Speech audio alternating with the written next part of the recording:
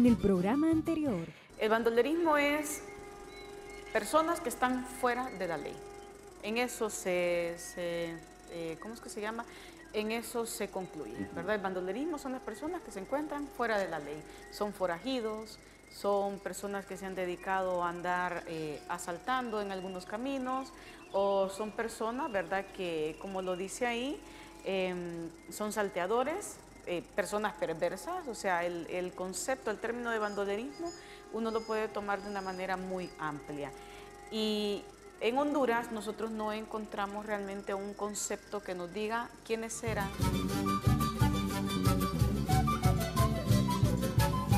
Hola amigos, amigas, aquí estamos en tu programa ¿Qué pasó entonces? Pues agradecemos siempre que nos vas siguiendo miércoles a miércoles, domingos a domingos en tu programa, y que pues vemos la historia de forma diferente. Y en esta oportunidad pues tenemos un tema interesante, un tema muy actual, muy de este mes, es acerca de el gran cacique Lempira, la historia de cacique Lempira, una visión histórica de este personaje de Lempira. Y hemos invitado en esta oportunidad a nuestro amigo y colega, al historiador Guillermo Varela. Guillermo Varela es docente del Departamento de Historia. Al igual también, Guillermo Varela es un docente con amplia experiencia, y lo importante es ver su producto, su trabajo. Él pues ha escrito varios libros de historia, y uno que destaca mucho, muy reconocido en diferentes universidades. Me refiero al libro de Historia de Honduras por el maestro Guillermo Varela Osorio. ¿Cómo está, maestro? Mucho gusto. Muy agradecido de su invitación y esperando pues tener un diálogo fructífero para la audiencia de este prestigiado canal. Nosotros siempre agradecemos que usted, cuando lo invitamos, pues es muy anuente a nuestras invitaciones, y también agradecemos sus aportes a todo este gran público que nos ve siempre y está atento de los diferentes temas. El tema del Lempira, siempre cuando hablamos del Lempira, uno siempre le pregunta a los estudiantes, a las personas en común, quién era Lempira, cómo era Lempira, cómo murió Lempira. Entonces tenemos como ciertas versiones.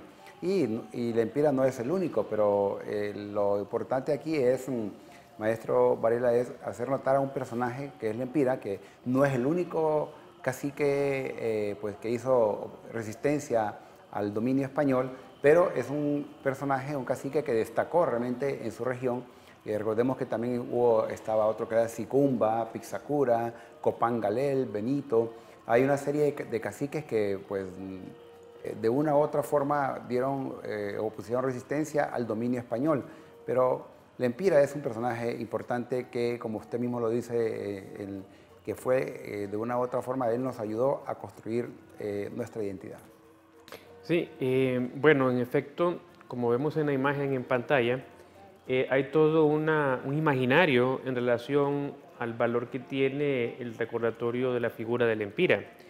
Una figura que hasta hace muy poco tiempo no estaba probada científicamente realmente su existencia, pero de alguna manera el recuerdo o la creación de estos héroes en la mentalidad colectiva obedece al propósito de crear un sentido de identidad de nación que es construido desde los poderes políticos establecidos. ¿De dónde viene entonces este esfuerzo institucional de parte del Estado de Honduras desde finales del siglo XIX, cuando al llegar a la presidencia de la República de este país en 1876, don Marco de los Soto, hay un esfuerzo serio por rescatar el pasado de Honduras y crear sobre la base del estudio del pasado una identidad de nación, y con él comienzan a rescatarse lo que algunos teóricos del tema de la creación de la nación y de la identidad y del Estado le llaman un panteón de héroes.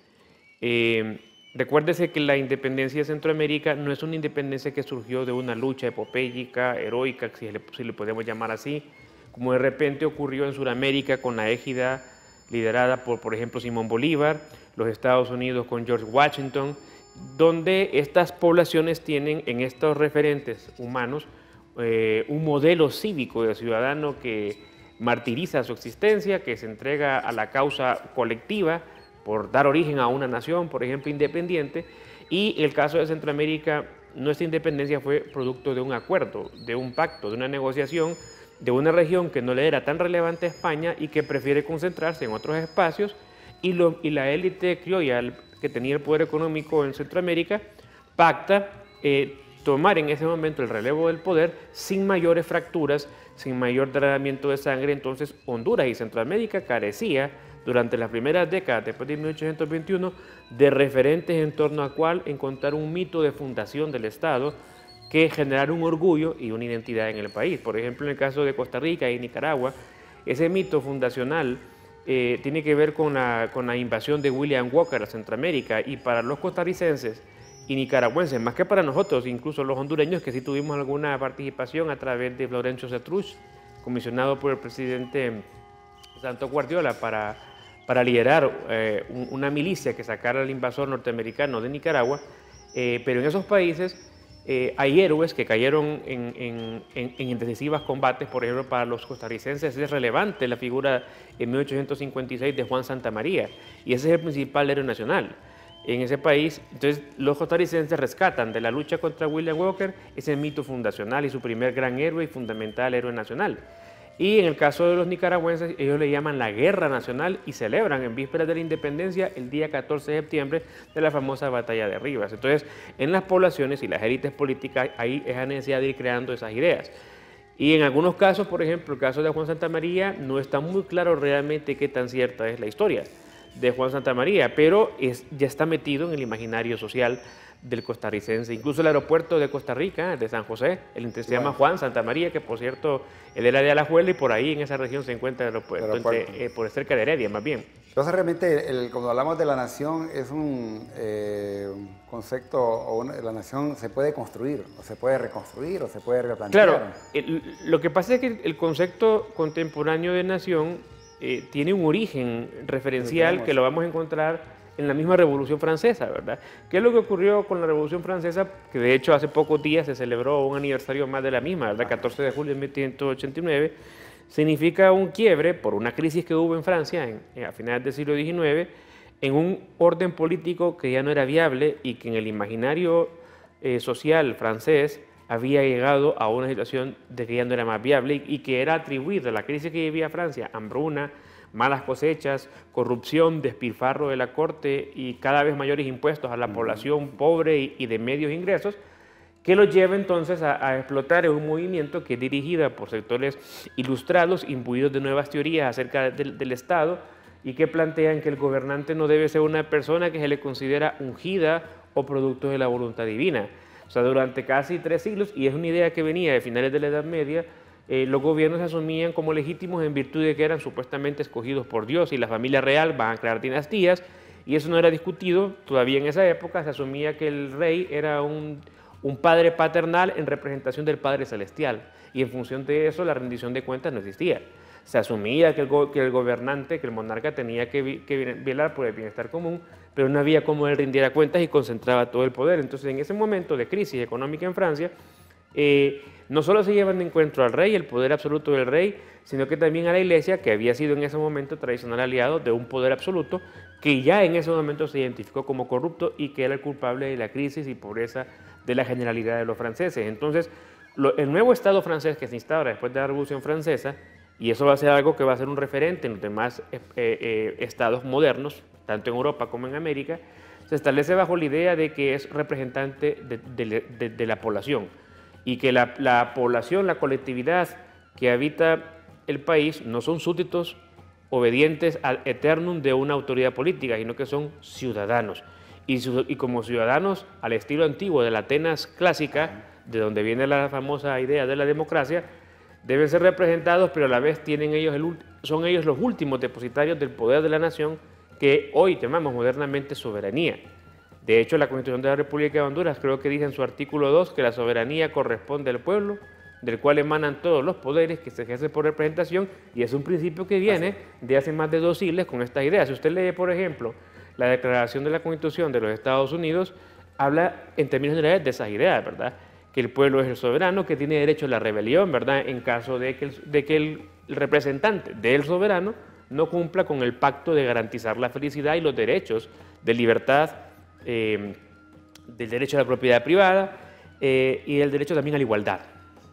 Y entonces realmente, maestro Varela, cuando hablamos de esos elementos de la identidad nacional, ¿cuáles serían realmente esos elementos que cohesionan una identidad nacional?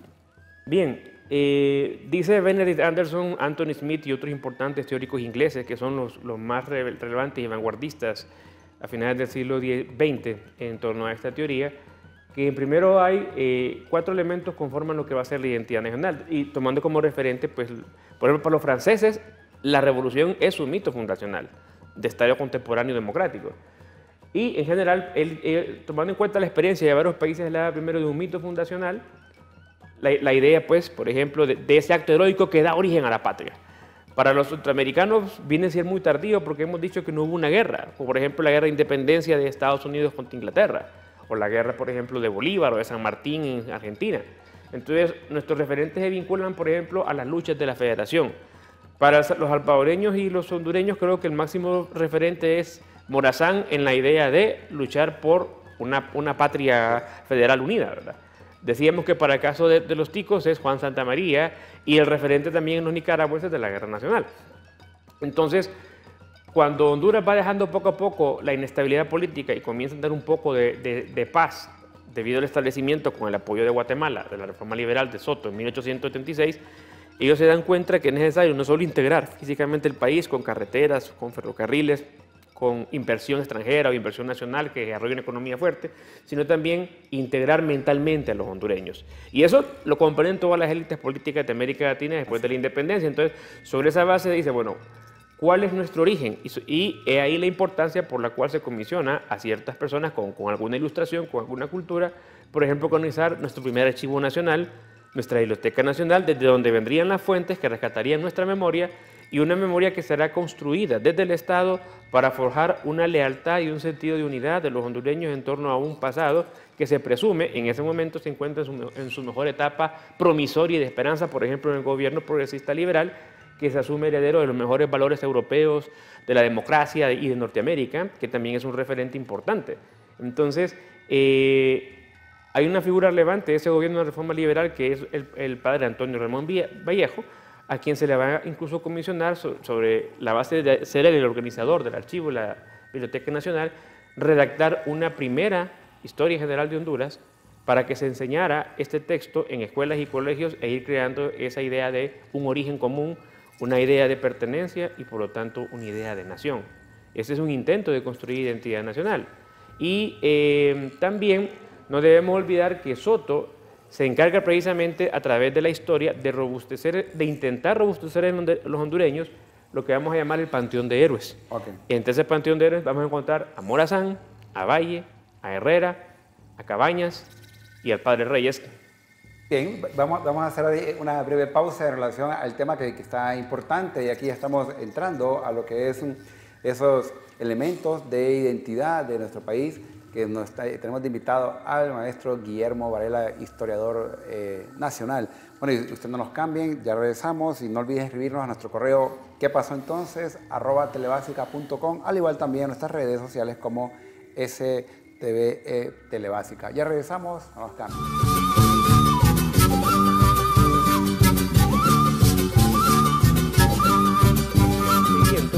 Que narra una versión de este mítico personaje.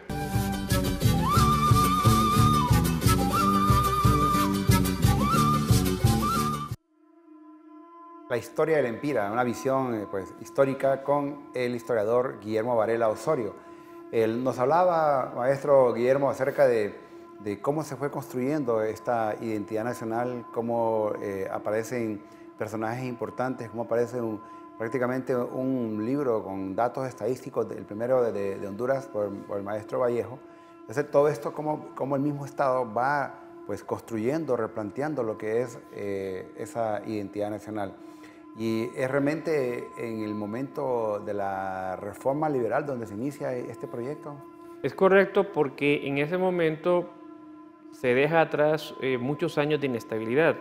De hecho, apenas 12 años atrás o 13 años atrás de la reforma liberal se había dado el asesinato, hasta el momento único en la historia de este país, de un gobernante que fue el 11 de enero de 1862 el presidente Santos Guardiola. Y él es asesinado producto de pugnas internas entre las élites políticas, y precisamente cuando viene años después la reforma liberal apunta a procurar ir bajando esos fraccionamientos y una manera de ir creando más un tejido social y espiritual, si lo podemos llamar desde el punto de vista mental, más armonioso, repito, es ir creando un discurso nacional en el cual la historia juega un papel importante. Por ejemplo, al intentar, a través de la educación, que es que la va a impulsar con mucha fuerza este gobierno, una visión de unidad, de un pasado del cual sentirnos orgullosos, y parte de ese orgullo es la creación sobre la base de la historia, pero a veces con muchos elementos míticos de personajes relevantes que son seleccionados en sus virtudes e incluso en su origen por esta élite, en este caso de la reforma liberal. Entonces decíamos que Soto es el responsable del inicio del culto a los héroes nacionales, y precisamente él manda a edificar los monumentos en lo que antiguamente eran las plazas coloniales de lo que hoy llamaríamos los parques, ¿verdad? Donde tenemos, por ejemplo, como máximo exponente de este cambio en la ideología política y nacional, el Parque Morazán, el Parque José Cecilio del Valle, el Parque La Merced, donde vamos a encontrar los bustos que honran a otros importantes héroes, José Trinidad Cabañas, y el fundador de la universidad, en este caso el padre José Trinidad Reyes, que por cierto era tío del asesor principal del gobierno de Soto, don Ramón Rosa. Y décadas después también se creará un último parque, en el caso de Tegucigalpa, en honor a Dionisio Herrera, enfrente del actual Teatro Manuel Bonilla. Y en ese espacio de tiempo, los sucesores de los gobernantes de Soto y de Rosa continuarán ese legado. Y por ejemplo, ya en ese momento ya tenemos una historia oficial, ya tenemos un panteón de héroes y tenemos ya una bandera que se ha construido unos años atrás como símbolo, al igual que un escudo, pero Honduras no tenía un himno todavía oficial. Y en 1904 el gobernante Manuel Bonilla convoca un concurso en donde el ganador es aquel que había escrito la obra llamada Canto de Honduras, se llamaba Augusto Constancio Cuello Esteves, y él es el que en ese momento gana, pero el himno nacional, que posteriormente lo va a hacer, el Canto de Honduras, solo va a ser oficializado precisamente por el derrocamiento de Manuel Bonilla. Viene otro gobierno, luego Manuel Bonilla vuelve a derrocar al gobernante, creo que era Miguel R. Dávila en 1912, pero muere al poco tiempo y le toca al señor Membreño, el presidente Membreño, Alberto Membreño, en 1915 el decreto que promulga que el Canto de Honduras se convertirá en adelante en el himno nacional. Y hay que recordar que en este importante símbolo es cuando ya empieza a masificarse la leyenda de un héroe nacional que es el Empira, cuando vemos una estrofa que dice India Virgen y hermosa dormía, ¿verdad? Y luego viene la referencia al Empira. Es importante lo que usted remarca, maestro Varela, en el sentido de estos elementos que unifican, ¿no? Parte de la identidad, un himno nacional, incluso una declaración de Honduras como república, lo que es un escudo, como lo vemos aquí en continuación, el árbol, la flora, la fauna, todos esos elementos van, la bandera nacional, van como unificando a todo un conglomerado. A un país que ha sido un país física y socialmente fragmentado y económicamente fragmentado. Entonces hay todo un discurso esperanzador. El gobierno de Soto, hay que recordar que se instala con fuerza, con el respaldo del gobierno de Guatemala, donde ya se había comenzado una historia de reforma liberal y que se estaba apostando a los cultivos de exportación, en tanto que serían los generadores de la base económica para el progreso y la modernidad. A eso se apostaba. Pero no se podía modernizar una sociedad económicamente sin modernizar también lo político y lo educativo. Y eso pasaba por crear una conciencia y una educación cívica y una valoración de nuestra historia, de nuestro pasado y por lo tanto de nuestra idea de nación. Entonces aquí la pregunta obligatoria, maestro Varela, es ¿dónde entra la Empira? ¿En qué momento entra la Empira? Porque, bueno, incluso en la época del presidente que paz descanse, Carlos Roberto Reina, él en su momento dijo que Honduras, declaró a Honduras un país multiétnico, multilingüe y un país heterogéneo, ¿no? Quiere decir esto que es un país amplio, que no solo hablamos español, es un país que no solo hay mestizos, aquí hay diferentes grupos. Realmente, ¿dónde entra realmente este momento importante del Empira? Bien, como estaba hace poco refiriendo, el Empira aparece por primera vez en un símbolo nacional en el himno, que en 1904 se escribe, posteriormente es musicalizado por el alemán Karl Hartling, que casa con doña Guadalupe Ferrari, si no me equivoco, de Hartling, y en 1915 ya se oficializa, y a partir de entonces el Empira va a ser un referente. Ahora, ¿de dónde viene la idea que, de hecho, el himno nacional de Honduras es una referencia en 5 de sus 7 estrofas, un referente de nuestra historia, pero desde una perspectiva muy romántica. Recuerde que estábamos pasando el tránsito del estilo artístico modernista en literatura y en poesía, por ejemplo, y pasábamos del romanticismo al modernismo, pero todavía Augusto Cuello era muy receptor de la influencia anterior del romanticismo, y nuestra historia narrada en ahí no es una historia romántica, si la vemos, pero al fin y al cabo un esfuerzo de entendernos como nación a través de la historia.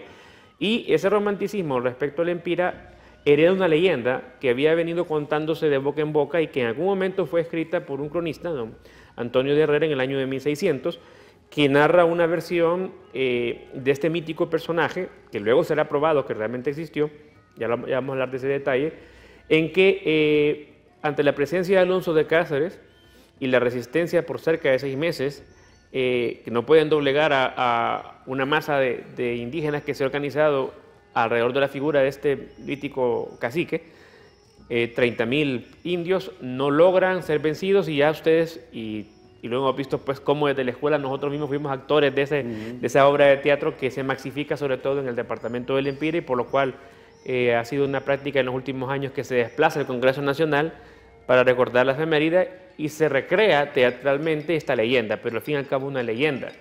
De acuerdo a las investigaciones que realizaría después el ya desaparecido relevante historiador Mario Martínez, sí, en efecto, existe la empira, es un indio que resiste la presencia conquistadora, pero sus últimos días no son como los narra la leyenda, y de hecho él escribe una obra para aclarar lo que pasó en virtud de un hallazgo providencial que él hace en el archivo de indios de Sevilla en 1982, si no me equivoco. Vamos a comentar eso realmente, esas versiones que son interesantes. Antes de esto, maestra Varela, bueno, tenemos que nuestra moneda oficial pues es el empira. Sí. Y usted lo comentaba muy bien, que son esos elementos que nos van uniendo, esos elementos de cohesión, lo que es la moneda, lo que es el himno, lo que son estos símbolos patrios. ¿Nos podría comentar referente a ese momento en el cual se decide que la moneda sea el empira y no otro personaje? Correcto. En la idea que hemos venido mencionando, reitero, el empira comienza a ser relevante como símbolo al principio con el himno. El segundo momento, que fue en 1915, es apenas 11 años después, cuando, coincidiendo con una corriente que reivindica una raza que hasta entonces había sido marginada desde la época colonial y que reclama presencia y espacio, muy potenciada por el efecto cultural de la Revolución Mexicana, sobre todo con el que va a ser, creo que, ministro de Educación, el señor Vasconcelos, en México. Esa corriente de pensamiento influye a muchos intelectuales de nuestro país, como a Afonso Guillén Zelaya, Froilán Turcios, el maestro Jesús Aguilar Paz, ¿verdad?, que fue un científico y un hombre humanista tremendo, ¿verdad?, de lo más relevante de este país, creador del mapa oficial de la República de Honduras en 1933. Pues en ese contexto de reivindicar nuestra nacionalidad, nuestra etnicidad supuestamente nacional, que derivaría de 2 pilares, el español y el indígena, se pretende reivindicar esa rama indígena, y sobre todo porque 2 años atrás también se había dado la presencia de intervención en una guerra civil de 1924 de 200 marines norteamericanos que habían desembarcado en Amapala y llegado hasta Tegucigalpa, una situación que fue muy criticada y denunciada por escritores como Froilán Turcios, que de hecho escribe en ese momento el Boletín de la Defensa Nacional, reclamando de que ni norteamericanos ni ninguna otra nacionalidad intervengan en nuestros asuntos internos o nuestros conflictos, somos nosotros los que tenemos que reivindicarlos, y ahí surge una especie de patriotismo nacionalista que apela a un referente antiguo en la leyenda de Herrera, que dice que hay un primer defensor supuesto de la soberanía nacional, que era el famoso legendario cacique Lempira, y eso lleva a que se proponga en 1926 en el Congreso Nacional una moción en que se llame a la moneda, que deje de llamarse el peso y se llame Lempira, y hay una contramoción que plantea que se llame Morazán, pero al final, si no me equivoco, la votación queda aproximadamente 26 votos a favor de Lempira contra 15 de Morazán, y entonces el alegato plantea que eso reivindica nuestra raza, que nuestra raza hondureña, que es derivado del indígena y de lo hispano. Y entonces ahí Lempira es reivindicado como una parte de nuestra vertiente de raza. Interesante, realmente, porque aquí pues se da a conocer la importancia de este personaje. Sí, incluso cuando usted nos hablaba acerca de Jesús Aguilar Paz, que sabemos que es, también se le considera como de una u otra forma el padre de la geografía en Honduras, ¿no? Porque Correcto. recordemos que él recorrió pues, de cabo a rabo, recorrió todo Honduras. Casi 13 años, con sus propios recursos, a lomo de mula. Así es. Va a ser una labor cartográfica, de geografía física y también de geografía humana, y en virtud de eso también logra legar a la patria lo que algunos le llaman metafóricamente el retrato de Honduras. Así el es. mapa oficial que, como tal, lo decreta el Congreso Nacional en 1933. Un elemento importante, ahí lo tenemos, está atrás del maestro Varela, tenemos al señor Jesús Aguilar Paz, un prominente geógrafo. Bueno, ya vamos a seguir hablando de esta historia de Lempira. Usted no nos cambie, ya regresamos.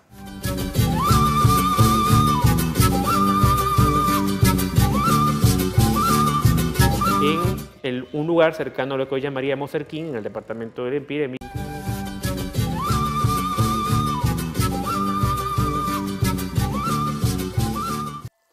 Lempira, el señor de la sierra, el señor de la montaña. Realmente el término de Lempira es un cargo, ¿no? Es un honor. Lempira no es un nombre, sino que realmente es un cargo que mucha gente desconoce. Maestro Varela, el significado del cacique Lempira, que incluso se le conoce como también el indómito Lempira en la zona. De hecho, en este momento, hace un par de años atrás, meses atrás, se está terminando una película acerca de este personaje que creemos que lo conocemos, pero hay muchas cosas que decir. Por eso hemos invitado este día al maestro Guillermo Varela, historiador, que pues va a hablarnos acerca de este Lempira. Ya hemos visto todo el contexto histórico, cómo va apareciendo Lempira en la escena, pero esas historias que hemos aprendido de Lempira, maestro, hay versiones sobre Lempira, dónde vivió él, cómo murió él. Y si usted incluso nos comentaba que Antonio Herrera y Tordesillas, que es un oidor, alguien que de la audiencia de Guatemala, también de España, él es el que pues, cuenta la primera versión. Pero viendo a Lempira como tal, y usted nos mencionaba al principio de estas dos versiones, ¿tenemos dos versiones de la muerte de Lempira, maestro Varela?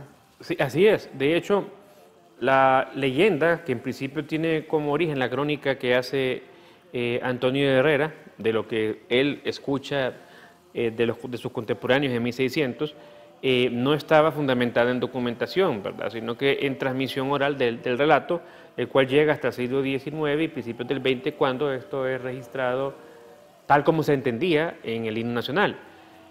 Sobre ese referente es que, y ante los hechos que pasaban en los años 20, de la presencia extranjera interviniendo en torno a asuntos internos del país, y por otro lado la presencia avasalladora del capital extranjero norteamericano en inversiones bananeras y mineras, lleva en algún momento a la élite política hondureña a sentir que se encuentra prácticamente arrinconado sin mayor uso o beneficio del éxito económico que está teniendo en este momento el banano y la minería, porque prácticamente esto está en manos de extranjeros.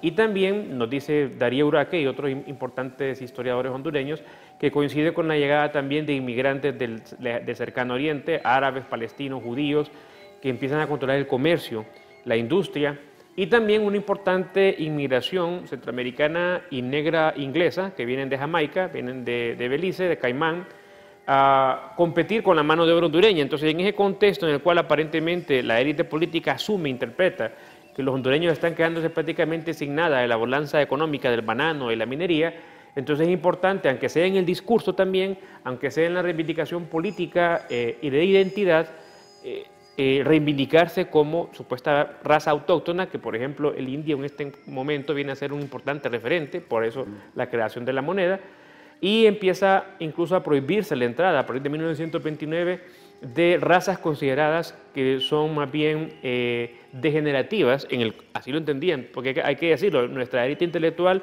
no dejaba de tener ciertos elementos racistas, derivados de unas corrientes de pensamiento que surgieron en Europa a finales del siglo XIX y que distorsionaban la teoría evolutiva de Darwin de evolución de las especies, en la cual se planteaba que también entre los seres humanos existía esa competencia entre razas que podían ser superiores y más fuertes e imponerse a otras, y que esto los hacía intelectual y culturalmente superiores. Entonces, en ese sentido se va a asumir, heredado de severos prejuicios de la colonia, que el negro, que el gitano, que el chino, que el árabe palestino son razas decadentes y que aquí lo que debe venir son fundamentalmente anglosajones para aportar genéticamente incluso una mejora en el progreso de la sociedad hondureña. Pero el indígena no es en este momento despreciado, más bien es considerado que al mezclarse con el español de origen al mestizo hondureño, al supuesto mestizo hondureño, que es nuestra verdadera esencia de nacionalidad, y en ese cae el discurso que decíamos de reivindicar a la Lempira. Ahora, la verdadera historia se va a descubrir hasta donde este momento ha llegado el conocimiento histórico-científico, hasta principios de la década del 80. Decíamos que el desaparecido e ilustre historiador comayagüense Mario Felipe Martínez investigaba otro tema en el archivo de Sevillas, y una colega de él, la canadiense Wendy Kramer, le refiere: Mario, he encontrado, según relataba él en sus escritos, un documento que habla sobre un juicio que establece y que, entre otras cosas, habla sobre algún elemento de la conquista de tu país, le dice. Y el documento era lo que en términos técnicos de la época se llamaba una probanza de méritos, es decir, un juicio.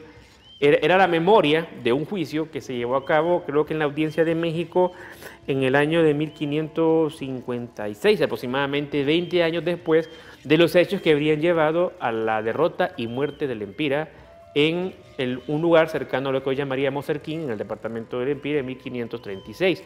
Entonces, lo que el espectador puede perfectamente... creo que hay referencias incluso ya en internet de este libro, pero lo pueden consultar en la biblioteca de la Universidad Nacional, en la hemeroteca hondureña. El libro se llama Los últimos días de Lempira y otros documentos. El documento fue transcrito del español antiguo a que fuera legible, obviamente, al español nuestro, aunque con los dejes y los usos y los vocablos que usaba en esa época, y de lo que logró interpretar y paleografar don Mario Martínez, se logra entender de que en efecto la resistencia existió, que no habrían sido los 30.000 famosos indios que incluso ponen en duda si realmente era un cacique, sino un personaje valiente que en ese momento logró, en base a carisma, liderazgo y valentía, lograr la lealtad de un importante número de indígenas. Pero dice Mario Martínez que él calcula que no habrán sido ni siquiera 2.000. Y de hecho, los españoles dirigidos por un señor de nombre Rodrigo Ruiz, son enviados por el adelantado de Yucatán, Francisco de Montejo, a pelear logran aliarse con más de un centenar, dice la crónica, de indios cares, que eran oriundos de lo que hoy es el departamento de Intibucá. Estos indios, más que los españoles mismos, fueron decisivos, pero dirigidos por los españoles para derrotar a Lempira. Y de acuerdo a la versión, hay mitos que debemos de cerrar. Por ejemplo, la leyenda dice que se acercan dos españoles uno atrás de otro sobre un caballo, y que el de adelante va con una bandera blanca para supuestamente después es la versión, ¿verdad?, ser objeto de traición, y desde atrás alguien va a apuntar mientras están parlamentando con un arcabuz. Y dice Mario Felipe Martínez que en primer lugar habría que entender que el símbolo de la bandera blanca es un símbolo consensuado en la cultura europea española. Los indios no tenían por qué asumir que el blanco significaba la paz. Y en segundo lugar, el alcance, dice él, de un arcabuz de la época era apenas de 40 varas, y si se le hablaba desde una superficie muy abajo hacia el famoso Congolón, ¿verdad?, la altura no daba para que 40 varas a más de 150 metros de la altura máxima que se encontraban para haber hecho impacto preciso en la frente incluso, ¿verdad? Entonces, esos elementos él los va a destacar, y de hecho, en la probanza de méritos en el juicio, el conquistador Rodrigo Ruiz llega como última instancia a la Audiencia de México a reclamar lo que para él es un derecho. La corona ofreció a aquellos que por su arrojo y valentía lograban estructurar el imperio, es decir, pacificando regiones que eran hostiles al dominio español, recompensas como por ejemplo de por vida darles una pensión.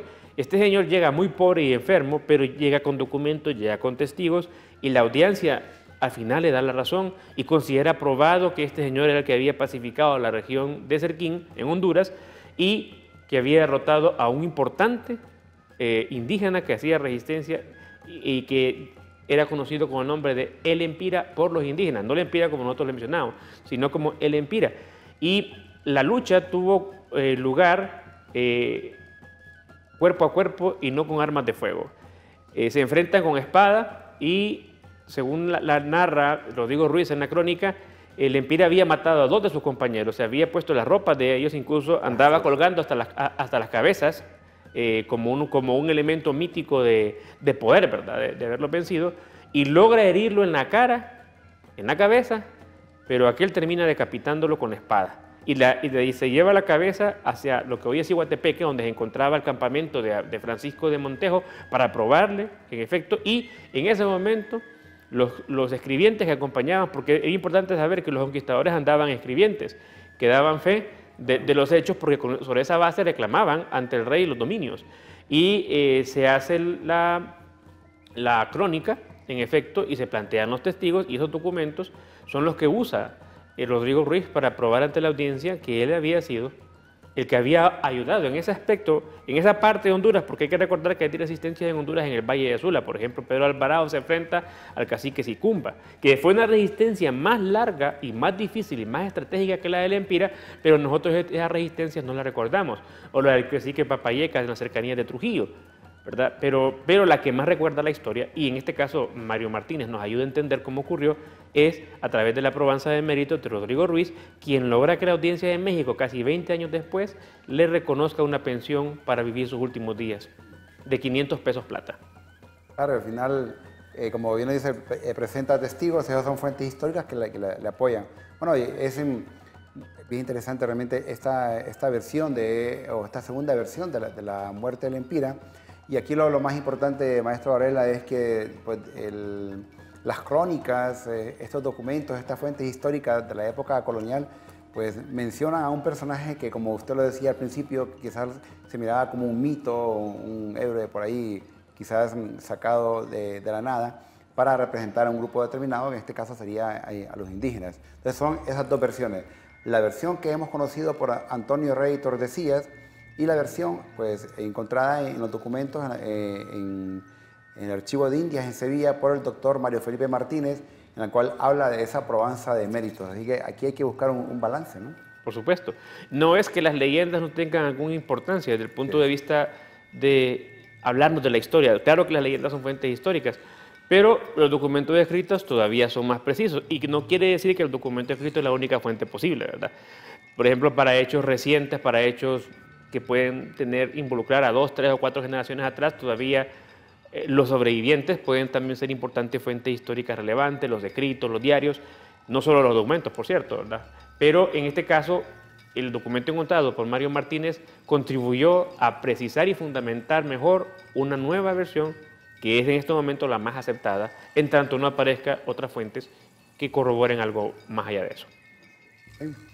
Así que Lempira, este personaje, pues existió, dio de una, bueno, digámoslo así, su oposición fue muy reconocida, a tal punto que aparece en los documentos históricos de la colonia. Bien, vamos a seguir hablando acerca de Lempira, este personaje importante, una realidad en el dominio español. Ya regresamos, no nos cambien.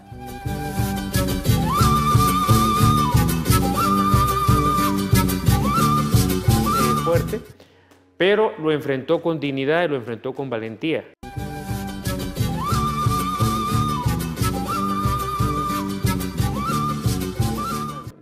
Gracias por seguir con nosotros en este programa. ¿Qué pasó entonces? Estamos con el historiador Guillermo Varela Osorio hablando acerca de Lempira, ese héroe que es considerado mítico, pero realmente es un personaje que existió y que pues, nos enseñó realmente esa valentía, ese enfrentamiento ante el dominio de los conquistadores españoles.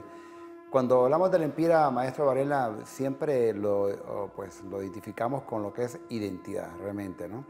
Y se va manteniendo incluso hasta nuestros días. Recordemos que Lempira es un personaje que lo venimos trayendo desde épocas pasadas y lo seguimos utilizando. De hecho, ya para el 20 de julio se habla acerca del Día de Lempira y ese día se conmemora. Sabemos que también usted va a dar una serie de conferencias en la Universidad Nacional Autónoma de Honduras en torno a lo que es la identidad. Entonces, no podemos hablar de identidad sin tomar en cuenta a este gran cacique Lempira. Sí, claro, por supuesto. ¿Cuál sería para nosotros hoy en día la relevancia que tiene Lempira a la luz de lo que hemos venido diciendo? Bueno, es un importante referente, por supuesto, de un ejemplo a emular, ¿verdad? Y máxime que sabemos que en efecto su historia ha sido validada por nuestros relevantes investigadores del pasado, ejemplo el caso de don Mario Felipe Martínez Castillo. Esto es muy importante porque si nosotros lo comparamos con la historia de los países vecinos que han intentado también encontrar en ciertas figuras, ciertos referentes de ejemplos ciudadanos o de ejemplos de héroes, en El Salvador hay una figura análoga a la del Lempira, que es la del cacique Atlacatl, que es un referente tremendo en El Salvador y es uno de los personajes reverenciados de la historia de El Salvador como un ejemplo también de resistencia a la dominación externa. Pero, según me decía un antropólogo salvadoreño, no hay nada en este momento, hasta este momento, que pruebe que Atlacatl existió. Es decir, podríamos decir que en efecto se construyó un mito divorciado de realidad en el caso de El Salvador, si se quiere referenciar a este personaje, pero por lo menos en Honduras sí tenemos confirmado que el personaje existió. Y hay una entrevista muy interesante que yo invito a quienes quisieran pues, indagar esto en los archivos, en las bibliotecas. En 20 de julio del año 2002, el diario, creo que El Heraldo, publicó una entrevista que se le hizo precisamente a don Mario Martínez, en donde se resume todo lo que fue su investigación, contrastar el mito, la leyenda de Herrera con los hallazgos científicos históricos de él, y al final le preguntan a don Mario Felipe que qué es lo que puede valorarse al final de todo esto que él logró hasta ese momento encontrar. Y él dice, bueno, en primer lugar, Lempira no es un dios, es un ser de carne y hueso, enfrentó, eso sí, a un enemigo mejor armado, mejor dotado, físicamente, se guardan las descripciones, más fuerte, pero lo enfrentó con dignidad y lo enfrentó con valentía. Y fue un hombre, concluye Mario Felipe diciendo, valiente que murió por la libertad. Y yo creo que ahí ese elemento que nos reivindica, incluso con los soportes de la historia, lo mejor o lo más importante que de ahí debemos nosotros rescatar. O sea, Honduras sigue siendo un país enfrentado a amenazas externas, a problemas internos, y de Lempira, de Morazán, y por qué no decirlo también, de importantes también mujeres hondureñas, que hasta ahorita la historia oficial ha sido mezquina en reivindicarle su labor. Por ejemplo, una Visitación Padilla, grandes escritoras, grandes defensoras de los derechos de la mujer. Incluso hasta hace poco el Congreso Nacional declaró a una sola heroína nacional, que es la única que tenemos en el panteón de las héroes nacionales, que precisamente Visitación Padilla, a iniciativa de una diputada en el año 2007. Eso es importante también reivindicarlo, ¿verdad? Tanto hombres como mujeres hemos sido importantes en la construcción de este país y hay valiosos ejemplos que nos llaman a aportar nuestro grano para transformar para lo mejor a este país. Sí. Y en esta construcción oficial del mestizaje, como usted lo ha comentado, de la identidad nacional, es importante hacer notar cómo diferentes grupos también ingresan a Honduras y cómo se va manteniendo siempre el tema del mestizaje, ¿no?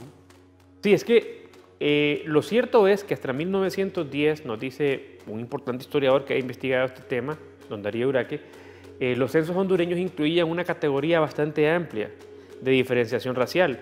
Se incluía la categoría de pardos, la categoría de mulatos, la categoría de indio, que fue invisibilizada en el año 1929 con el censo posterior, y también se incluía una porción pues, para los ladinos, los blancos e incluso los negros. Pero a partir de 1929, dice Darío Uraque, el primer censo, creo que en 1955, perdón, llega tanto a la obsesión de decir que nosotros solo éramos un producto de españoles y de indios, que en Yamaranguila el censo dice que el 99% son mestizos, cuando sabemos todos hoy en día que es un pueblo definitivamente lenca, ¿verdad? Y esta situación en la cual, como una reacción ante la presencia norteamericana en la política, en la economía nacional, por parte de nuestros intelectuales, como decíamos hace poco, gente como Fernán Tuso, gente como Alfonso Guillén Zelaya, se va creando ese mito de que somos una nación completamente mestiza y de alguna manera desconocemos que también, si vamos a hablar de mezclas como mestizaje, también ahí el elemento negro es un importante elemento. Pero vemos, por ejemplo, en esa cita, en un periódico de 1916, que Fernán Turcios, que fue un importante patriota, llega a escribir, entre otros, lo que aquí vamos a leer. El país, dice, no podrá soportar por largo tiempo la presencia, dice, de una turbamulta de negros perniciosos, dice, venidos a Honduras, dice. El hondureño, que es de raza 1000 veces superior al negro, que es más valiente y apto para las faenas, y cuán perniciosos para el país son estos negros, que trabajan aún en las fincas de la costa norte. Imaginen ustedes cómo uno de nuestros máximos intelectuales, nadie puede dudar del patriotismo, de la honradez, y sin embargo, él asume un prejuicio desde su posición de élite intelectual, influenciado por las teorías que ya mencionábamos, distorsionadas del evolucionismo darwiniano, de que habían razas superiores y que la hondureña no podía darse el lujo de tener más negros viniendo de inmigrantes, por ejemplo, a trabajar a las bananeras, y hay ya un rechazo y se construye un discurso de rechazo racial. Es importante entender esto. Y también cómo se van desplazando, incluso se habla de multas a personas que no son del... Sí, por ejemplo, en 1929, la ley de inmigración de 1929 ya plantea de que un extranjero que no sea anglosajón va a pagar 5.000 lempiras por entrar al territorio nacional. 5.000 lempiras de esa época, yo creo que era lo que valía una casa de clase media hoy en día en Honduras, o sea que no era poca cantidad de dinero. Una forma de frenarlo, ¿no? Exactamente. Sí. Aún así, siguió viendo inmigración, sobre todo palestina, porque ya pues, sus antecesores habían logrado hacer fortuna y eso permitió que les pudieran ayudar a aquellos que venían entrando. Pero ya había entrado el grueso de lo que va a ser la primera generación de palestinos. Otro personaje interesante que vimos anteriormente era don Alfonso Guillén Zelaya. Famoso escritor de aquel ensayo llamado Lo Esencial. Ajá, sí, él también va a plantear su preocupación y finalmente dice en un editorial en el diario El Pueblo, que era un diario del Partido Liberal, el 10 de marzo de 1931, de con Avenida, dice, con la invasión negra, a Honduras corremos el peligro de que en pocos años no seamos sino una nación de mulatos. O sea, él habla de un peligro, pero obviamente, repito, es parte de toda esa discurso racista que reivindica lo mestizo en contra de la presencia del elemento negro, que, como sabemos, los negros y los indios hoy en día son aproximadamente un 13 a 15% de nuestra población. Bueno, y aquí el grupo de los árabes, sirios, palestinos, que se convertiría en el poder económico de este país en el primer tercio del siglo XX. El poder económico después de las compañías bananeras, por supuesto, que son el principal poder. Y que ya en segunda generación, los hondureños árabes descendientes van a convertirse en los que controlen hasta el día de hoy la mayor parte de nuestra economía.